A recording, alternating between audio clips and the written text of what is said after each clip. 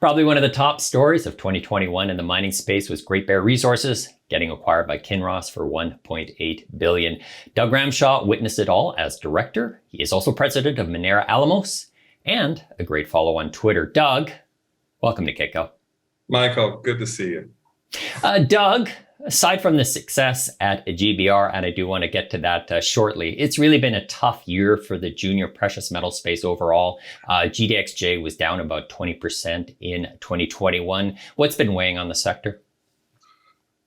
Well, I think we came out of what was a very good 2020. I mean, pandemic aside, we had a bit of a Goldilocks moment. We'd seen, companies rationalize their operations to operate in a lower gold price environment, and then gold took off. We saw record free cash flow being generated by the mid-tiers and majors, and this last, 2021, we saw a real contraction of margins. Gold price is still very healthy, but obviously came off its highs, and we're starting to see some cost pressures on the bottom line too. So, that definitely meant that 2021 was a year I think we'd rather have in our rearview mirror and almost have 2020 back. That second half of 2020 was, I think, what we all hoped was going to continue last year, and hopefully we see this year. Catalysts going forward, how do you see getting some momentum in the junior space? Oof, I mean, at the discovery part of the cycle, I mean, higher gold prices definitely draws attention to the sector. I think, money has been raised. We need to see more discoveries made, again, because people are investing in this, in the junior end, not to have gold exposure, but to find gold. So, a rising gold price will tend to see financings flow. And with that, you hope the kind of news flow that can lead to speculative returns. Now, talking to people in the space, they do see that, I think you would say some gold's momentum has been slowed by what's happening in crypto. How do you think that gold must position itself against crypto? Oh, yeah, I think there's no doubt that if crypto wasn't around, gold would have, the ingredients were there last year for a better gold market. So I think it would be foolhardy to think that crypto has not taken away from this space. In terms of positioning against it, it feels like crypto is positioning against gold. And more on the offensive in that regard. I'm not sure if gold can really go in the offensive against crypto. I think crypto's got to run its course, wherever that takes it. Both have a battle against fiat in many ways. The foes aren't each other. It's more against, fiat debasement and the like. So, I certainly don't, worry too much about crypto. I don't let it consume, what would happen if we didn't have it. So, but I think it is definitely fair to say that crypto saw gold as something to position against. We saw those drop gold campaigns, it seems like a year and a half ago. I don't think gold's got much of an answer except to do its thing. Talking about your Twitter feed and then also coming in with crypto, it was and what I've often heard with themes around crypto is saying at least why it has been helpful to the sector is at least bringing people's attention to fiat currency, sound money, really kind of getting younger people at least interested in this. So at least maybe gold can kind of ride in the coattails of all of this interest that we suddenly see in crypto. Well, I don't know, though, because a gold story is, oh, look, it's had a 5,000-year history as opposed to a 12-year history for Bitcoin. You go to a convention, most of the people there are as archaic as gold itself, it seems. And the demographic for Bitcoin is a far younger one. And, it's hard to position against that. We talk about Twitter. I mean, the top mining influencers, maybe 20, 30, some crest 50,000 followers. You click on a random crypto influencer, there are hundreds of thousands of followers.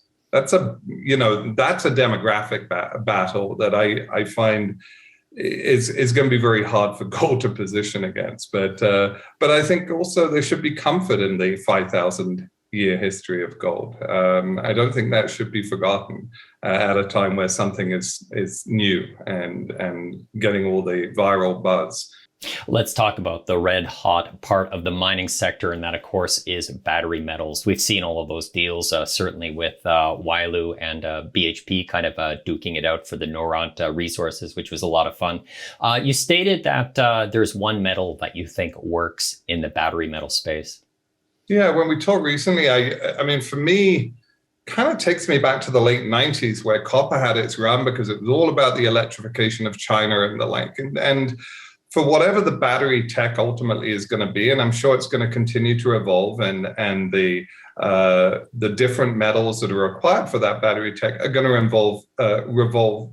evolve too, I should say.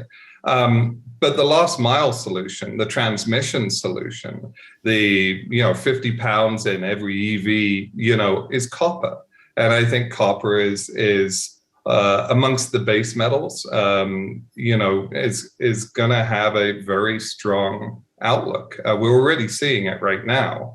The battery metals themselves, it's a little harder to determine. If you'd remember a few years ago, everyone was talking about cobalt, and cobalt had its big spike and then it came off. And there's a lot of substitution that can happen amongst the metals in battery tech. And we're kind of, to me, I think in batteries, 20 years we'll look back and say, wow, we're making some really efficient batteries now compared with 2021.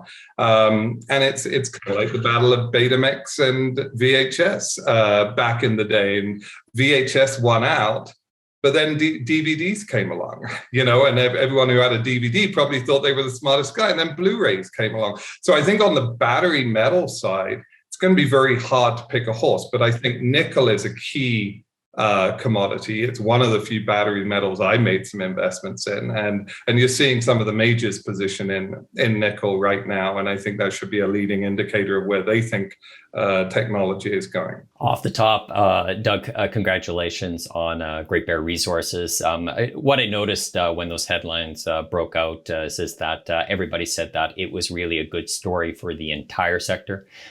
We were talking earlier, and you made an interesting observation just regarding torque and the way that Great Bear took off. Can you elaborate on that? Well, back in the mid-90s, I was a mining analyst, and back then we had this incredible discovery cycle. I mean, in the late 80s, like beginning of the decade, we were coming out of the Northwest Territory diamonds, but there was the Voisey Bays of the world, the Arequipas, Corriente, Francisco Gold. There were a whole host of these companies, and you'd see these charts in the Globe and Mail or Financial Post of stocks that went from $1 to $15, $20, $30, $60. And one of the reasons behind that was back in the mid-90s, pretty much every company had 20 million shares out. When you got to 30 or 40 million, there'd be people with pitchforks and torches saying, you've got to roll that back. Share structures were very tight. And the result of that was when discoveries were made, there was tremendous torque. So when Great Bear made the discovery on the Hinge Zone, we saw that the stock went from 50 cents to $2 in a few days. And I remember seeing people 48 hours later at $2 saying, well, I've missed it. But they weren't thinking about the market cap. The market cap was still only $40 odd million.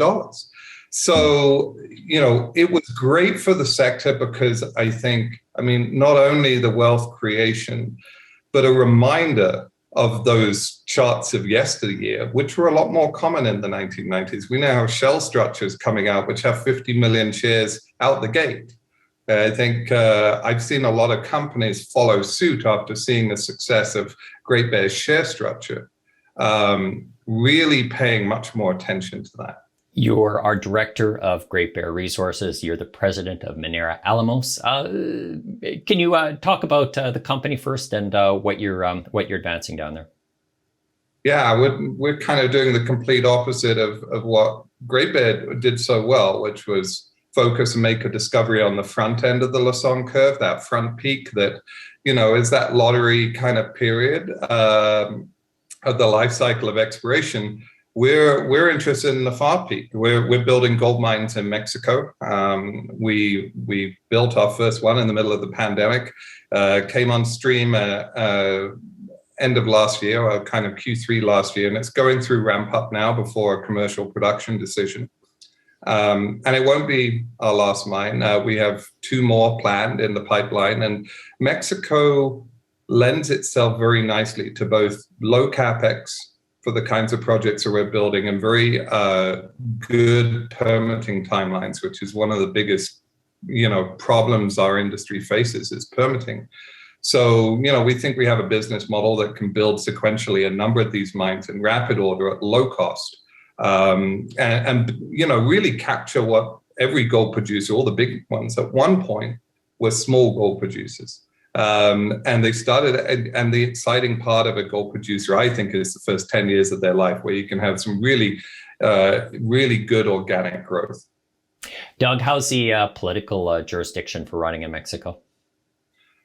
Well, not much has changed. I mean, we had a new government. AMLO came in really right before the pandemic. So the focus has been less about what he's done and more, obviously, like so many countries, the pandemic. We built a mine successfully in the middle of a pandemic. I think that this probably speaks to operating in Mexico.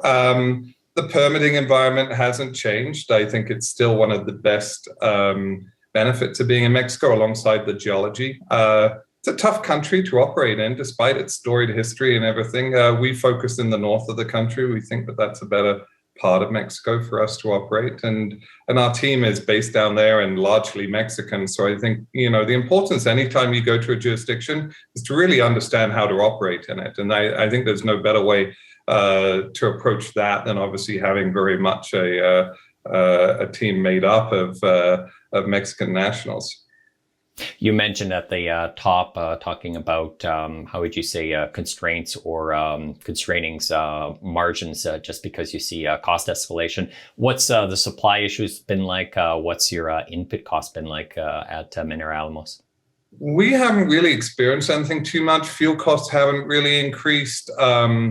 Our mine pre-pandemic was a $10 million Canadian capex. It came in at around 10 million US, so a slight cost overrun, but that was really more a function of time, and time costs money. So our next mine next year, it's going to be interesting to see. I think right now we're not foreseeing major cost inflation. And as the banker once said to me, it's like with your capex builds, you experience 20 or 30% difference. It's really almost meaningless. It's the big 100 million, multi-$100 million projects, which we've seen actually late in some of the news, some major cost overruns for those. So we're always very cost effective in our build. So yeah, to date at least, we're not seeing too much. But I also think that we're really only getting the first glimpses of the inflationary environment that we're heading for. Lastly, news over the next 12 months out of Minera Alamos, Doug. Yeah, I mean, the big news, all eyes are on us announcing commercial production at our first mine, and that will be in the early part of this year. Thereafter, our second mine should be entering permitting, and we hope to be in a position where we'll start building that right around this time next year. So, our business model is all about building a sequence of mines. So it's going to be really important to show our shareholders that there's production growth beyond our first mine. So I'm expecting a pretty heavy news flow this year, and we're funded for that, and excited to be producing gold.